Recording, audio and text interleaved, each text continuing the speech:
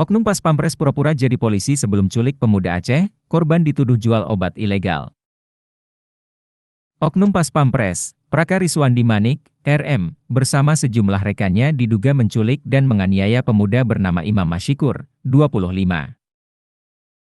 Imam Mashikur, 25, merupakan warga Aceh yang diduga tewas setelah dianiaya Praka RM bersama dua rekannya sesama anggota TNI. Korban diculik saat menjaga toko kosmetik di Rempoa, Ciputat Timur, Tangerang Selatan, Sabtu, 12 Agustus 2023. Praka RM disebut berpura-pura menjadi polisi gadungan ketika mengamankan Imam Mashikur. Dalam upaya penangkapan itu, Imam Mashikur disiksa hingga meninggal dunia.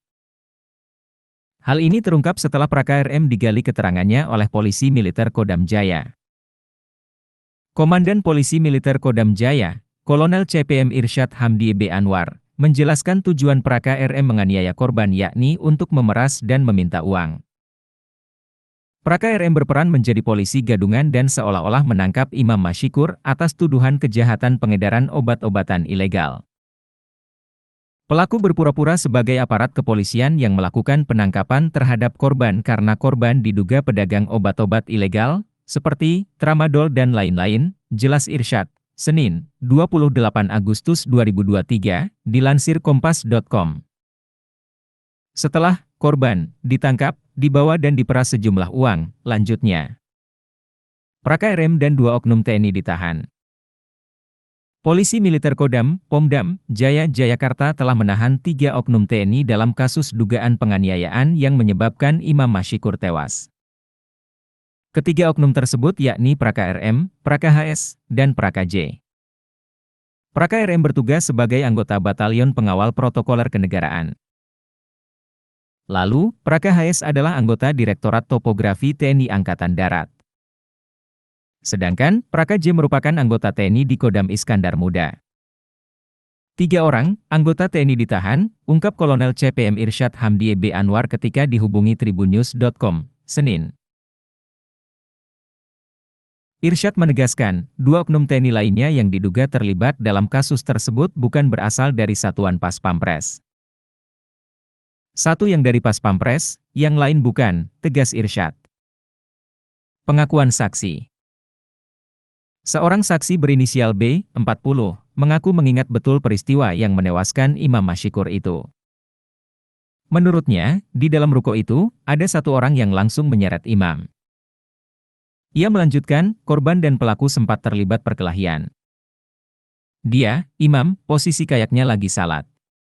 Saya sempat dengar rampok-rampok.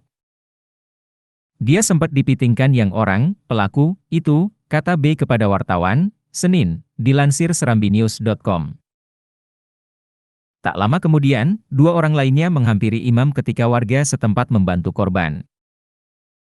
Namun seorang terduga pelaku, mengaku sebagai polisi hingga membuat warga mundur teratur, membiarkan Imam dibawa dengan mobil.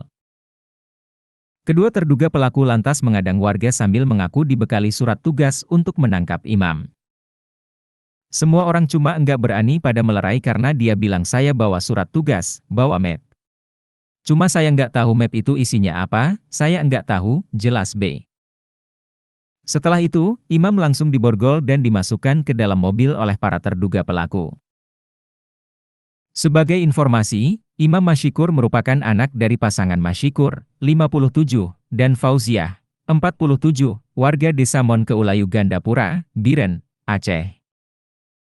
Imam Mashikur baru setahun di Jakarta bersama keluarga sepupu, Said Sulaiman. Para terduga pelaku penganiayaan disebut meminta uang tebusan sebesar 50 juta rupiah kepada keluarga Imam. Namun, karena permintaan tebusan tersebut tidak dikabulkan, Imam disebut terus dipukuli di antaranya di bagian punggung. Video yang diduga penganiayaan terhadap Imam itu tersebar di media sosial.